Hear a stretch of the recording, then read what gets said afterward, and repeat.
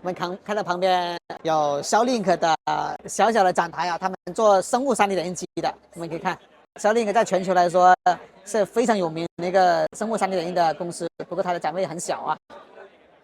看它具体的办法就是用气动的控制，从针筒里面挤出一些生物材料，打印出支架，或者说直接打印生物基材料，这个就是他们的一些材料，生物类型的一些材料。南洋理工大学的新加坡的一些东西。Yeah, yeah. Cellink. Swedish, Yeah. 3D Bioprinted Yeah. company. We are collaborating with 南洋理工大学。对，南洋理工大学。啊。新加坡的。新加坡的 ，OK。新加坡。Yeah. Corneas. 啊。Yeah, with our system. 哇。Yes. 对，可以打印一些真正的眼睛的晶体一样的东西。你可以看，它也发布了很多的各种文章，我们之前南雄网站上也报道过他们所发布出来的一些成果。